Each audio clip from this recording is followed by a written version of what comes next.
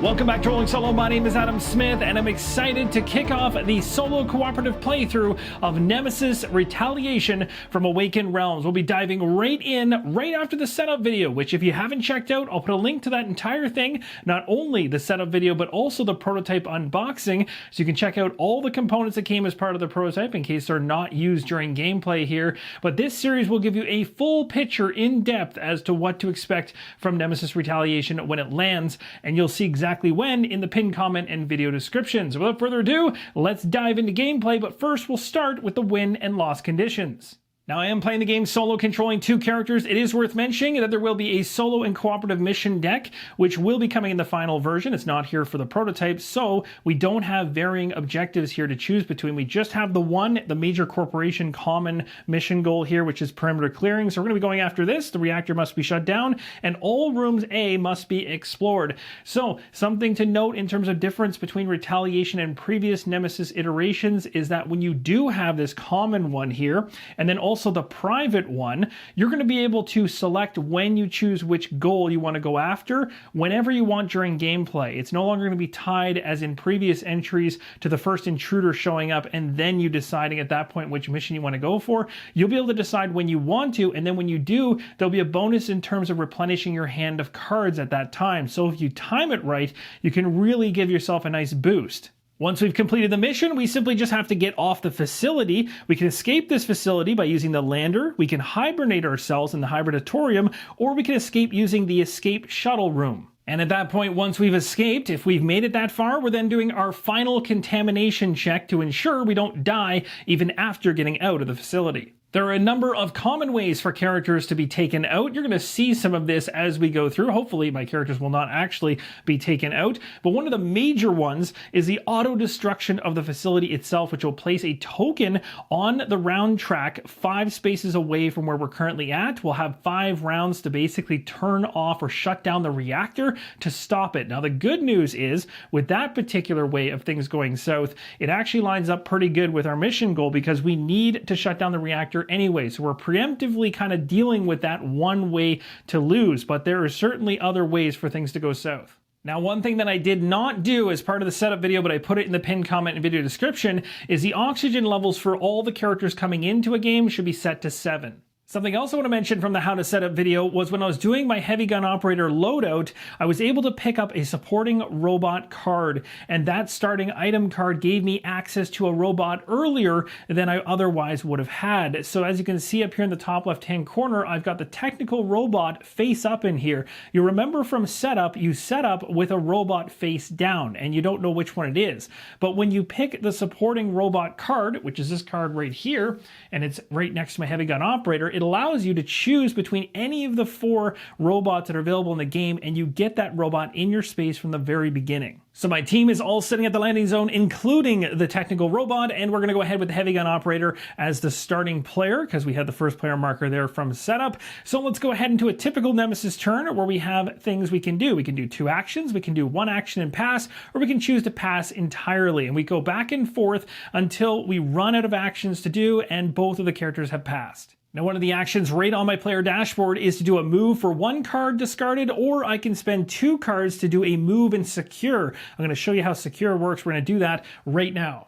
I chose to go through this open corridor through the center here, and then I drew an exploration card that tells us how to fill out this area. The card tells us to place an A, B, or C room depending on the section that we're in. We take a look up vertically and we can see we're in section A. So an A tile was drawn. It is the surgery room. We also have 3 corridors going around it, 2 4s and a 3. And then we're going to have some doors as well as a noise token being placed. When resolving an exploration card, you always go from top to bottom. So we've done the first top section of the card. Now it's this reminder, secure the room if you've used a move and secure, which I did. So my heavy gun operators moved into the room and secured it, and now it says to place a random horde in the corridor you have just passed through, then make a noise roll as normal. When you're about to place a new random horde in, you're going to draw a token, an intruder token, from the intruder bag and place a number of intruders shown on the token. So we've drawn the token in the bag. It is an adult token. We take a look because we're pulling for a horde, and the adult is right here. So we're going to place a number of horde intruders shown on the token in the corridor. We flip it over, and we got 2.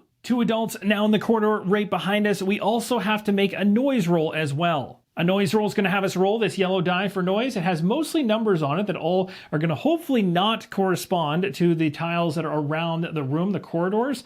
You can see we've got 2 3s and 2 4s. So if we see a 3 or 4 on this roll, it's not going to be good news for us. Now, the other thing that can be bad is this right here, a hazard icon. And there's actually 2 of them on the die. If you get this, then you're going to have some type of intruder or intruders coming at you through the walls or the ceiling of the room you're in. So let's go ahead and find out what happens with the very first roll. We got ourselves a hazard. Into the intruder bag we go again, pulling another token out, and we take a look at the reference card here. After we getting an adult one, we're on a noise roll. You can see right here, for adult or drone, you're going to place corresponding to whichever token you got. We got an adult in the room. Now, even though we secured the room when we came into it, there still are intruders that can pop in just like this. It's going to be okay, though, because we secured the room. That is going to give us the advantage of when the event phase comes around after the player's turn. If this particular intruder is still in the room when it tries to attack, the secure token is going to help us to avoid that. My second action is going to be to take a shot at the enemy in the room with me. I have to have a full clip or half a clip in the gun that I'm choosing to use in order to do a shot. It's worth mentioning when you make a shot, it doesn't deplete your ammo, so that's worth specifying. There is a different type of attack that will actually deplete your ammo. We'll talk about that later on. So we're going to go ahead and discard a card to do a shot. So I'm discarding Forcing Fire, and we'll be rolling the shot dice. We know the weapon we're using, we know it has ammo, and we know the target we're attacking. We simply roll the die. If we land this icon, this is a headshot, that thing is dead instantly. This is the only thing that I can get on this die that's going to guarantee this thing is dead during this roll right now. Now what happens is as you take shots, you'll probably land something else like a numerical value, and if you do, you're simply just going to place a damage on the intruder. The next time you try and do a shot die in another action in the future, then you're going to reference the number on it when you roll, and if it is the same or less than the number of damage tokens on the individual intruder you're trying to hit, that's going to kill it off. And as I mentioned, using the shoot action is not going to deplete your ammo. You just have to make sure that you have ammo to do it. There is one side of this die that will mess with you. If you get this clip one, then your clip has come to an end, and you're going to discard the clip token on your gun, no matter what it's at, whether it's at full or half. We have a 1 in 8 chance in order to headshot this thing. Let's see how we do. We got ourselves a 2. So in this case, the value on the die has to be equal or lower than the number of damage the intruder already has to take it out. Because it is not, because we have no damage on it yet, we simply just place a damage marker on the intruder. That is going to end off the very first player turn, and there's 2 things to check when your turn comes to an end. The first one is going to be if you're in a room with a fire marker, you're going to get a light wound. You'll move your health marker 1 space to the right, basically taking a hit for fire. The second thing you're going to do, which we will be doing right now, is if you're in a room in a section without an active life support token, and we know all the life support tokens started disabled, there's no life support on any of the sectors of this facility yet, we're going to lose 1 oxygen. You'll see the heavy gun operator here has dropped from 7 down to 6 on the oxygen. And again, it's worth reminding you that it is happening every single time you take a turn, not at the end of any round. We now move on to the recon turn. Here's a hand of cards I'll be using. We have an assault rifle here. We'll talk more about specifics and the abilities on each of those weapons as we get to them. This one here is a combat motion tracker. It says when you move to a new room, ignore the hazard result from a noise roll for the exploration card. So that can be very, very handy. Just before the recon character goes ahead and activates, I want to talk about gathering supplies at the landing zone. When you have a character inside the landing zone, you can spend 2 cards in order to take any number of item tokens from this card into your tactical belt. So think about the timing on this one. You might want to use this from the very beginning of the game. After, you might go ahead and do some crazy ammo spending to kill off some intruders in a corridor, which we might actually see in just a moment. And you'll see exactly how ammo is spent when you do bursts into corridors. So thematically, in between fighting corridor intruders versus intruders in your room, there's 2 different ways to fight against them. You're going to be either shooting intruders when they're in your room or bursting at intruders when they're in corridors. And the idea thematically here is that when you burst, you have an extra chance to take down more of them because they're in a controlled area that's a little bit more of a tunnel. So your attacks, your bullets being spent are basically hitting more of them. Whereas if the actual intruder is in the room with you, there's much more things for it to hide behind. It's harder to hit, which is why the shot die is used. You're going to see the burst die in just a second because we're going to probably have the recon individual shoot a burst shot into this corridor right here. Let's go for it. Let's make a burst shot into this corridor right here. So in order to do that, we have to discard a card. So I'm going to discard this card right here. We're not planning on resting anytime soon anyway. So this card is going to get discarded in order to do the burst. We're going to need the burst die. We'll talk about that in a second. The next thing we need is a gun. We need to make sure that there's either a full clip or half a clip at the time we're doing the burst. There has to be ammo in the gun in order to pull that off. So I'm at full. So once I make this burst attack, it will go down to half ammo. The next thing you do is choose a target, and when you're talking about a corridor space, there could be up to 2 separate hordes in the same corridor. So as of right now, these 2 are considered a horde. They came in as such. You can have up to 4 in those 2 hordes in a corridor, so it can get pretty crazy. The other thing to mention is that when you're attacking into a corridor, you can choose to either point your attack at a horde or at the queen. So now let's talk about the burst die just before I go ahead and roll it. When you're rolling and making a burst shot into a corridor, the idea is, again, things are funneled. So you're basically shooting down a corridor. Your chances of hitting more intruders are higher. Yes, you're using a good chunk of ammo to do it, but you're able to take out typically more than normal, unless, of course, you roll a 1. So you've got a 1 on the die. That's possible to just take out one of them. We have a 2, which would take out both. We have a 3 that would clear them and beyond. We have a 4 plus an exclamation. That's a really good hit. You could take out an entire horde that's comprised of 4, just like that. And the exclamation mark actually relates to something going on in your weapon. You might have an exclamation mark symbol there, and it'll tell you something else happens in addition. For instance, the heavy gun operator does have that, and I believe it has to do with a fire marker at that point being put down. So things can trigger from that. If you happen to get a roll like this, where it's 1 plus 1, what this means is if you have 2 separate hordes in the corridor, you're going to take 1 away from each of them. So if I happen to roll this result right now, this would not be a great time to get it because I'm only able to take away 1 from this horde and there isn't another horde, so I'd lose it on the other one. So that's how that die is resolved. Simple as that. You go ahead and roll the die, and we got ourselves a 1, so we just knock one of them away. So my burst shot failed at taking out both of them. We've got one more action. Let's go ahead, discard the token to take another burst shot. This should absolutely clear it out at this point, guaranteed. So just like that, wiped. And it's worth mentioning off screen, I went ahead and discarded this card to do that second burst action.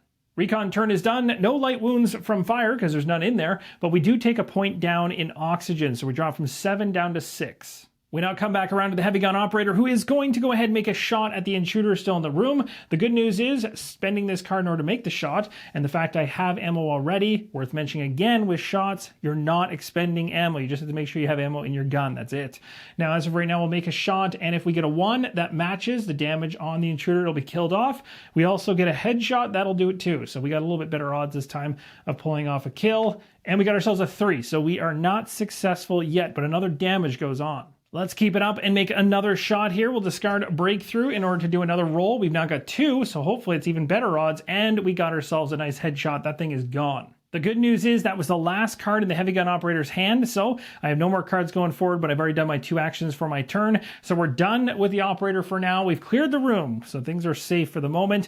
We do drop down in the oxygen department from 6 down to 5. Recon character is going to activate now. I'm going to spend this card right here called Secure. We can either place 2 secure tokens, or we can choose an adjacent corridor, which is between another character on the opposite side. So we have ourselves on both sides between a corridor, and there's no intruders in that corridor now. And we're going to choose to go ahead and secure this corridor, which means we're flipping it over. The number there is no longer going to matter. So in essence, the Recon character in this situation has secured that corridor, which means it's no longer going to be a problem for us in the future, which gives us a nicer trek back to that landing zone. Now, of course, we come from the other alternative corridor ways.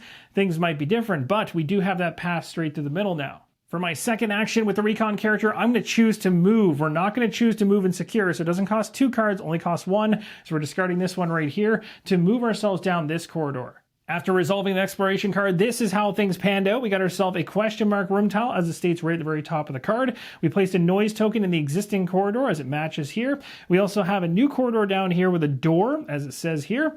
It says reminder to secure the room if you used a move and secure, which I did not. So we're moving our character into this room. It's not going to be secured, but we still do that noise roll. Now, on the topic of noise rolls, there is one difference with Retaliation that is absolutely worth mentioning up front, and that's the fact that if I had to decide instead just move from here into this room with this individual, regardless of it being secured or not, which it is, but regardless of that, when you move in there, you have to make a noise roll, even if you have another character in there. So previous iterations of Nemesis, you could kind of use the buddy system to get yourself around, moving into rooms that were already with your friends. Well, can't do that in this one. You're going to always make noise as you're moving around. So long story short, it doesn't apply in this situation. We move down to here, and the one thing I do have that does apply is the combat motion tracker. I have this for my Recon character, so when I move to a new room, I can ignore the hazard result from the noise roll for the exploration card. So we get that nasty one, this one right here, we can ignore it. That is a very good thing, because on the chart, well, it's not good. Let's see what we get here. We do have 3, or I should say 2 3s and a 4.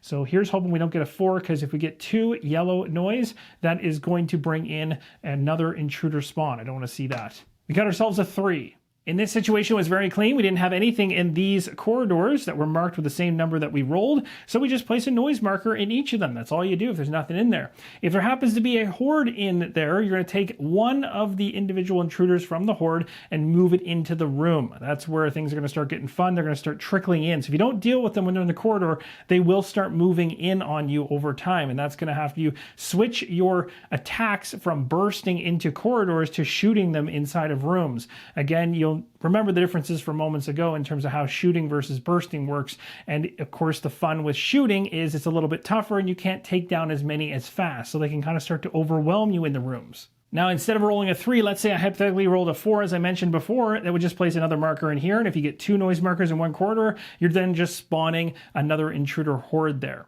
The final thing that can happen, which won't happen in my case with my Recon character, because remember I had that combat motion tracker that said I could never get a hazard marker on a noise roll. If I had got the hazard symbol, then I would be going to the intruder bag, pulling a token, and depending on which token I pull, I come over here to this hazard icon and take a look at what nasty things could happen. I could have an activation of the queen, or placing her in the room with us. I could be placing an adult or a drone in the room, placing a larva in the room, or adding 2 random adult tokens to the bag and placing the token that I drew back in the bag. It's also worth mentioning, anytime you draw a token from the intruder bag or are told to, you keep those tokens out. They don't go back in unless otherwise stated. This would be a case right here where it's otherwise stated to put it right back in. Recon character's turn is now done. We're going to drop down an oxygen down from 6 to 5. We now move on to the heavy gun operator, who doesn't have any cards left and nothing else I can do. So we're going to choose to pass. Even after passing, you still have to drop your oxygen down. So we're dropping from 5 down to 4. And to clarify, once you pass and knock your oxygen down by 1, you no longer will be losing oxygen within the current round. That is going to be the last time you lose it until the next round begins and you end your next turn. So we come around to the Recon character's turn, and I do have one more card left, so let's go ahead and take an action. Let's go ahead and search. Costs absolutely nothing. It says draw 2 items of the room color, choose one of them, and discard the other. It's really awesome because otherwise we could be inside this supply room. We'd have to spend 2 cards to use this actual action on the room to draw 1 item from each deck and keep one of them and discard the rest. So this actually allows us to do something a little bit better and cheaper. The other thing to note, unlike previous Nemesis, is there's no limit on any of these rooms for searching them. As you'll notice, there's nowhere here to turn the dial or turn the tile room to denote how many times you searched it. You can search the same place endlessly if you wish. While my Recon character was digging around in the supply room, we found ourselves a medical stapler. We can discard 1 serious wound with this. That sounds pretty good. Or heal 2, so that's also nice. Coffee pills over here says draw and reveal 3 action cards. Scan all drawn contamination cards. If any of them is infected, place a larva on your character board. Keep all drawn action cards. The one on the right is a pretty great card to get some more cards into your hand at the opportune moment, hopefully. And then the other one over here is more so on the medical side of the equation. So it's kind of a tough call right now. Out of the 2, I decided to go with the caffeine pills. I believe that's what that title was supposed to be rather than coffee and pills. But we're going to go with caffeine pills. So this is a really good card that could come in really handy for Recon to kind of boost what I can do in a given round at a certain point. The other thing to mention is that when you get items now in Retaliation different than other iterations of Nemesis, you're going to place your cards in a backpack. And the backpack is where a character can have any number of items, but only the one that's at the front can be used.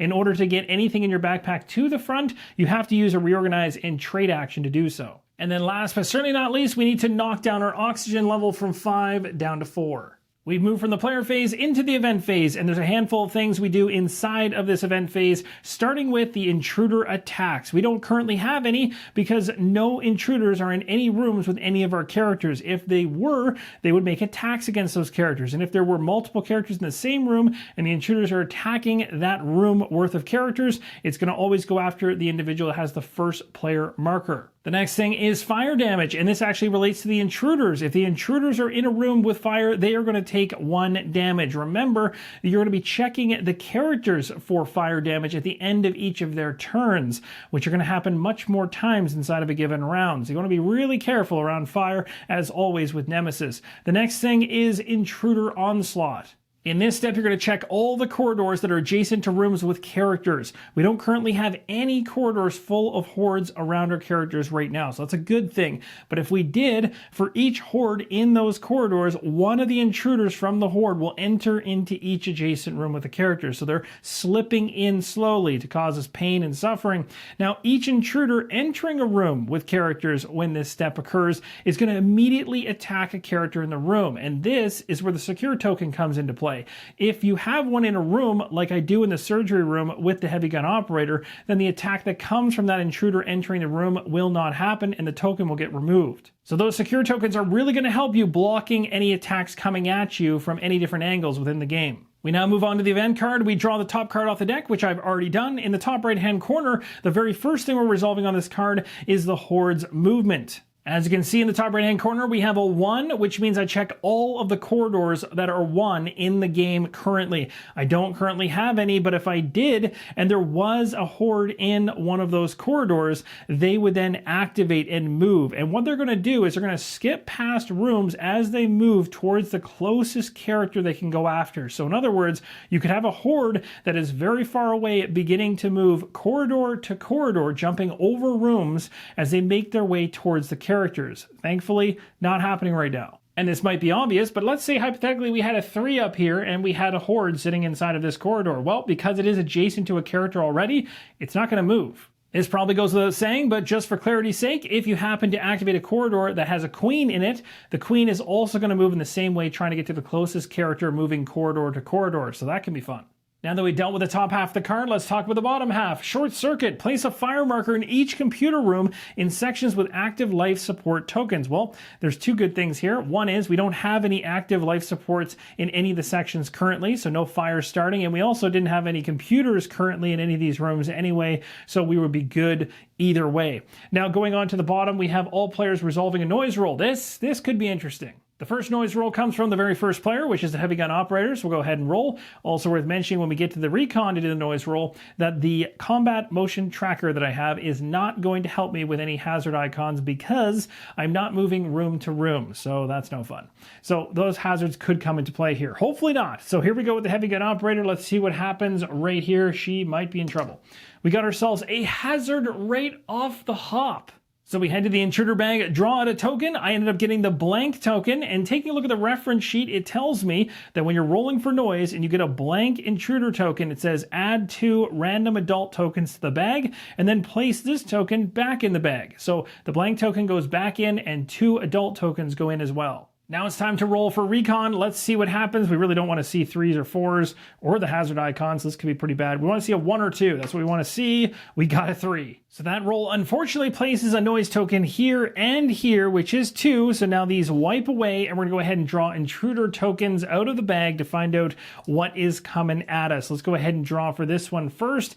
Let's go ahead and shuffle the bag up. We're going to reach inside. 1 out is an adult, and this one on the opposite side is going to be 3. That's not going to be fun. Next one out of the bag is going to be another 3, and this one is likely an adult as well. Yep. They've found us and they've surrounded us. I guess the only positive in this situation is the fact that I've got a door here, but that door may not last very long. Now we head back into the intruder bag one more time for the bag development steps. So we'll go ahead and draw a token out. It will tell us what to do right on the reference sheet here. So we went ahead and pulled ourselves an adult, which is right here, going across, add 1 queen token to the bag. That does not sound good. The final thing you check in the events phase is escaping. So if you have the possibility of escaping using the lander or the escape shuttle, if a player is already inside, of course, the lander or escape shuttle, they can actually decide between staying or taking off. And that wraps up our round of play with the Nemesis Retaliation. It's worth mentioning. Now we're going to move forward without explanations, which will pick up the pace of the playthrough as we go along. I'll only be stopping to explain things that are brand new. Round marker is going to tick down to 2. We now pass the first player token, which is a miniature in this case, to the Recon player. And each of the characters draws up to 5 cards. First thing the Recon character wants to do is to burst into this corridor right here. Let's see if we can pull that off. We're going to use this card in order to do it. Taking aim, we're actually using it for the card itself. We can make a shoot or a burst action in this area. We're going to be doing a burst into the corridor, and you can re-roll the first result, which is great. That's the primary reason I want to use the bottom portion of this card. It doesn't cost any additional cards, which is even better. So we get a free re-roll here, which is nice. Let's see if we can get a really good result. 3's perfect. One thing I forgot to mention just prior to doing that burst shot is that at the end of the last round, remember I used a full clip worth from the assault rifle, so I didn't have any ammo on the card. Well, if I'm doing a burst, I need to make sure I have ammo on here, but it is worth mentioning anything in your tactical belt is automatically available to you at any time. You don't need to do any kind of action spending to put those items into use. So I'm going to place this full ammo clip on here, retroactively of course, and then flip it over to the opposite side because we did a burst, so it's at half ammo now. I'm also going to go ahead and use the token for oxygen. I'm going to discard this to gain 3, which will bump me back up to 7. So we have some room opening up in my tactical belt, making me think I should maybe head towards the landing zone in order to resupply. I'd really love to go ahead and open up this door right now and take a burst shot into this corridor, but I have no cards in hand that can mess with the door currently. So I'm starting to debate whether I either search this room or just run to the landing zone. So I decided to actually hightail it back to the landing zone using this scouting card here, move to an adjacent room, and before the noise roll, place 1 secure token there. So that's good news. Let's make a noise roll and see how this pans out.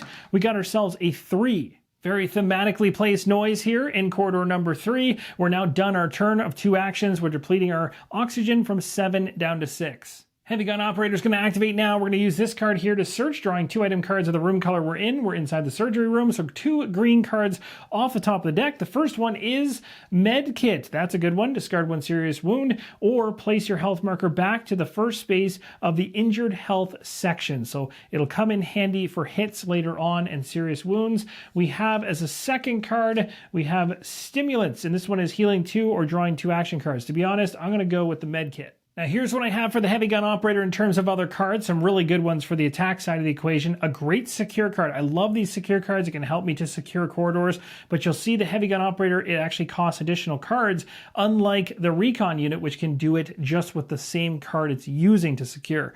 So it takes a little bit extra for the heavy gun operator to do it, but what I'm thinking of doing is actually backtracking because, as you can see, if I head this way, this is going to be a Section B room. This will be a Section B room as well, and I'm trying to uncover as many of the A tiles as possible, so I want to deal with that first before we kind of get towards the reactor, and I also want to kind of keep my crew together somewhat.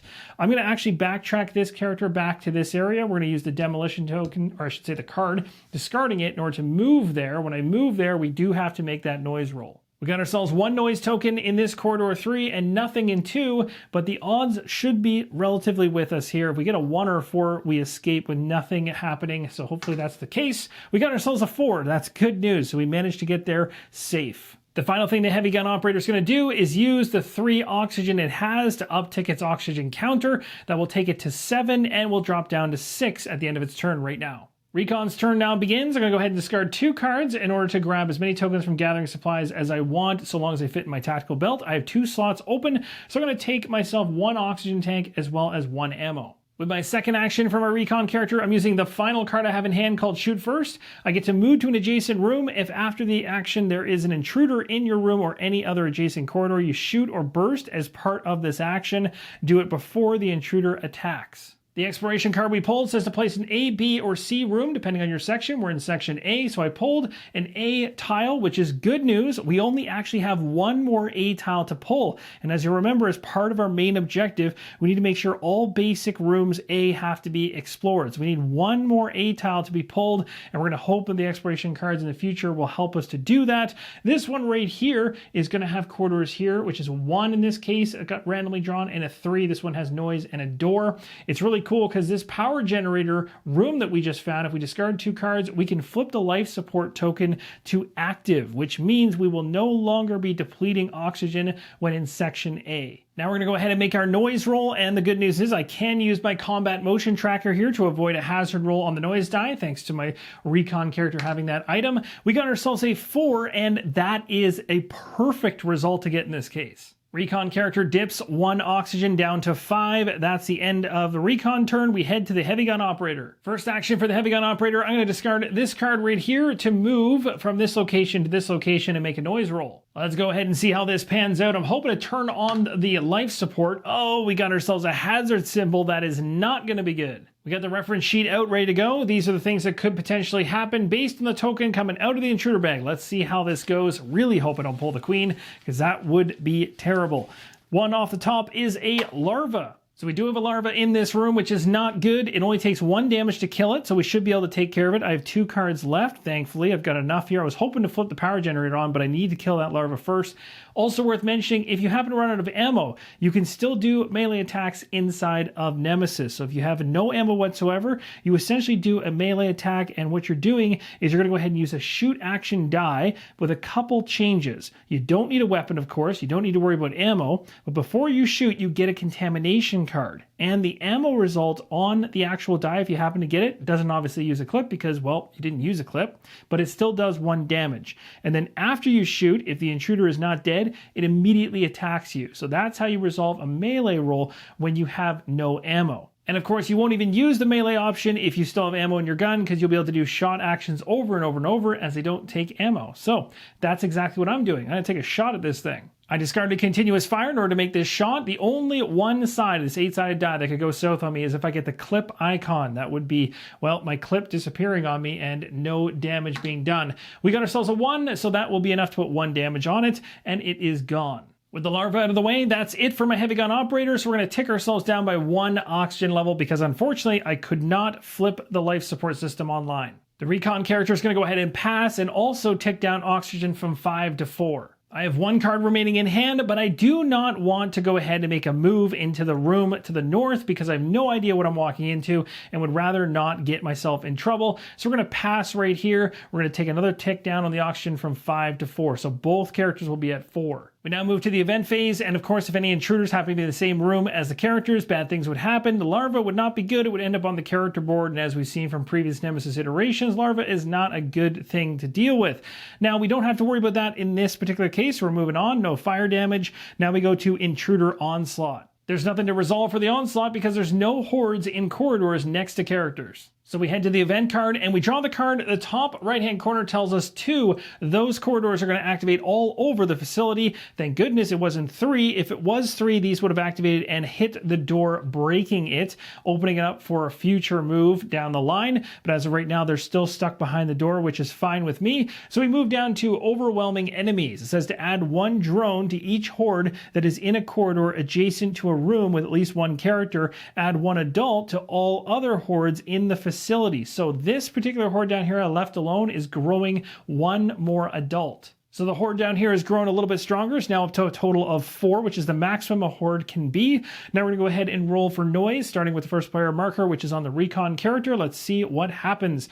We got ourselves a 4. And that's the kind of roll that I want to keep seeing. Let's go ahead and roll for the heavy gun operator. So nothing happened on that noise roll. What's going to happen for the next one? Another 4. What the heck? I am very happy with that. Let's go ahead and do our bag development. Let's see what we get out of the bag, and then we'll go ahead and do what it states on the reference card. This is an adult, so it states right here to add a queen token to the bag. Yikes. We now move the round marker down to the next round. We're starting round number 3. The first player token is also moved back to the heavy gun operator, and we draw up our hand of cards to 5. I'm pretty sure you guys know exactly what I plan to do. Let's use the room action. We're going to discard 2 cards to use the power generator by flipping on the life support token. For the time being, we have nothing to worry about in terms of oxygen in Section A. Second action is going to be a search here inside of this room. We're grabbing 2 green item cards and discarding 1 of them, keeping the other. After digging around inside the power generator room, the heavy gun operator found an adrenaline injection and antiseptic.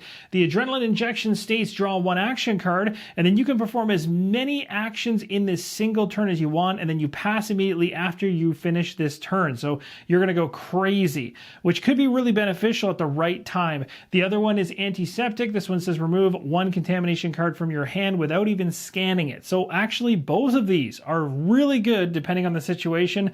But honestly, knowing that I have those caffeine pills for the Recon character that gives the boost there in terms of actions, this might be a really nice one to have also on the heavy gun operator, especially if we're going for this main objective of shutting the reactor down and trying to get out quickly. Those things could help us do that. So I placed the adrenaline injection inside of my backpack. I put it in the second slot, so it's not in the front, so I can't make use of it immediately. If I want to get it to the front, I have to use a trade and reorganize option. It's worth mentioning, I don't know for sure when gaining a brand new item whether it immediately goes to the front of the backpack or not. I'll have to double check that later on, and if it needs to go to the front, I will move it around. That does it for the heavy gun operator's turn. Great news, no drop on the oxygen because we have life support systems active in this sector. We now move on to Recon. There's actually 2 reasons I wanted to wait and use the Recon character in this situation. The first one was because of the combat motion tracker, avoiding the hazard icon, but the second reason is because I have a scouting card in hand. This allows me to move to an adjacent room, and before a noise roll happens, you get to secure that room. The Recon character really is pulling its weight. It's made it into the drilling station. It has found the final A tile for A section, which is great because this is one of the conditions we had to have in order to win. We now need to find the reactor, which means we don't have to spend much more time in section A any longer, and we can start heading towards the right-hand side of the map to try and find the reactor. Now, we got the drilling station. It does come in with a malfunction token, as this states right here. As you can see, we can't obviously put a path going up north any further, but we can put one going off to the right, which I have done. We still have to make our noise roll, but don't forget we also secured this location as it mentioned on the card. It's just above my Recon character's base. Let's make that noise roll. No hazard icons are going to bother us. Let's see how we do. We got ourselves a, what is that? That's a 1. That's going to be right here, a noise marker. That'll do it for the first action for the Recon player. It's also worth mentioning if you don't have a robot in play, which I do, I've left it at the landing zone currently, but if you didn't have one because you didn't take the starting item supporting robot, then you can see a robot icon on this tile. The robot would come in at this location. Now, just above the robot icon on the tile, there's also a computer icon, and this actually ties in to what's just above that. You'll see a green token way up here in the top header of the game board, and it states if the robot server connection token is online, which it is, it's on the green side, and you are in a computer room, make an action from the robot card. So basically, you can control the robot from a computer in a different room. So I have the robot already at the landing zone. From in this room with the drilling station, I could have the Recon character here interact with the robot and have the robot move and do different things based on its robot card that's up top there. Also, we have the ability, as it states right here, to spend 2 to make a new corridor from the room with the robot. So this is where the robot can actually start to create corridors that don't currently exist. But as of right now, if we want to make use of any of that kind of stuff, the malfunction marker is stopping that, so we have to clear that up first. For my second action, I'm going to do some repairs in this room. It's going to cost me +1 additional card, so I'm going to get rid of the demo card underneath of it. At the bottom there, actually I should say at the very top, it says discard a malfunction marker. That's exactly what I've done, so I've removed it from the drilling station. Now we can make use of that drilling action in the future, and things there are active. Recon character's now done. No depletion of oxygen because we have life support systems. We're moving on to the heavy gun operator. Let's have the heavy gun operator sit tight in the location she's in. I'm thinking I'll probably crack through that door in the next round. So for now, let's go ahead and discard a card in order to secure this location. It simply costs 1 to do so. We'll place a token right here. This is, again, I'm thinking about the future when I'm coming back towards the landing zone and trying to find a way to secure things and make things easier. So on the trip back from the reactor, it's not going to be so tough to get to the landing zone. However, there's other ways to get out of the facility, but I want to make sure that option is potentially possible. It's not guaranteed. Discarding the final card that I have, I'm going to go ahead and use my supporting robot here for 1 card. It says activate a robot anywhere in the facility. Doing this allows me to activate the robot that I have right here, and on the robot card up top there, it tells me I can remove a malfunction marker or a fire marker from a room with the robot, or I can move the robot once or twice. The heavy gun operator is able to use that starting item card in order to move the robot into the surgery room, which is where I will leave it. I'm thinking of potentially branching out more corridors, maybe using the Recon at the very tail end of this round here. There's no oxygen depletion at all for the heavy gun operator because we're still in section A, and it is worth mentioning there's different ways to interact with these robots depending on whether you have that supporting robot starting card that I mentioned before, or whether you're going through the typical method available to everybody else in the facility by using computers in order to connect into the robot. I have a direct connection with robots thanks to that starting item card, allowing me to do what I just did. Otherwise, I'd have to have the heavy gun operator in a computer room. I was able to kind of skirt that in this case, which is nice. Now we're heading to Recons. Recon's way up top in that area with the computer, so in there for 2 cards, which I have, and it's the last 2 I've got, I'll discard them to make a new corridor from the room with the robot. So thanks to my robot, I have created a short way to get back to the main mid-level area of the facility. You might be wondering, well, why are you doing this? Well, I have a strategy in mind. So I know I've got all of the A tiles out right now. That's good. I need to find the reactor. The reactor is deeper in the facility. What I want to try and do is create a really secure path back to the landing zone. So if I can literally crack this corridor open, which I just did with the robot, get these individuals back down into this lane here where we have secure tokens along the way to keep things relatively safe from nasty attacks, and then head this way together, securing the main line as we go along, we can make the route back to the landing zone very, very safe. At least that's the hope and dream. Doesn't guarantee that things are going to happen the way I want them to with the landing zone because the lander can go south. That whole situation can go sideways as well in different ways, but I am trying my best here to mitigate some of that and also creatively show you how you can use the robot to kind of make use of really interesting situations. I was also technically planning to use these characters heading this way and down, but the robot is able to branch that, giving me 2 paths now to think about. Either way, that's going to do it for my characters. Both of them are not losing oxygen at this point. Both of them need to pass because they have no more cards left. We're moving into the event phase. We have no intruders attacking. Nobody's in a room with me to fight. We have no fire damage. We have no intruder onslaught because nobody is currently connected in a corridor to a character's room, so that's also good. And now we go to the event card. The event card off the top is a 1, which means nothing is moving because the only horde currently in the game is in the 3rd corridor, so we're good there. We now go ahead and resolve breaking in. It says remove 1 secure token from each room. Move all intruders from rooms with no characters. In each open corridor that has a path to the landing zone, change noise markers to random hordes. This card is nasty. Maybe because I said it out loud, the game just knows that things are kind of going somewhat smoothly for me. Now it's time to start throwing some kinks at me. So this one here is going to take away a single one of these secure tokens from every single room they exist in. I've got a bunch. I've got one here, here, here, and all the way up to the top left. It's pretty much everywhere I've been. Now, if memory serves me correctly, each of these rooms can have up to 3 secure tokens inside of them, so if I had 2 or 3 and I lost 1 from each room, as it's just stated, I'd still have a couple or maybe 1 left behind, but I didn't plan like that, so I lost a whole bunch of secure tokens because I only had 1 in each of them. Ugh, not good. Next up, it says move all intruders from rooms with no characters. That does not apply in this situation. My intruders are in the corridors right now. Then it says each open corridor that has a path to the landing zone. My assumption with that is it's going to be these 3 right here. You're going to change the noise markers to random hordes. So unfortunately, it looks like this one is turning into a horde. Let's go to the intruder bag and find out what it is. And my friends, it looks like we're in for a bad day. We got ourselves the Queen token. And when you draw this as part of the horde, you're going to activate the Queen or place her in the corridor. Well, I knew that those Queen tokens were starting to make their way into the intruder bag and the odds were starting to tick up, but unfortunate that this is cropping up at this point in time. At least we have some distance between us, but as I talked about prior, the Queen can move, and so we're going to find out how things pan out as we go along. Next up is developing the intruder bag, so we go back into that same bag and we're going to draw another token out and see what it does on the reference sheet. It tells us we pulled an adult, so that is going to be another Queen token to the bag. And that, my friends, is going to wrap up part number 1 of Nemesis Retaliation. The Queen arrives right at the tail end of this particular video. We're going to be diving back into it in the next one to see how much further we can get into the facility trying to find the reactor while also trying to deal with the Queen. Let me know in the comments down below if you have any questions about the gameplay you've seen so far. Really hope this series is helping make an informed decision from all angles with the prototype unboxing, the setup video, and this full playthrough. I really hope you can see a full picture of what this game can offer you in its prototype state to help you make that choice. Thank you guys so much for watching, and as always, keep on rolling solo.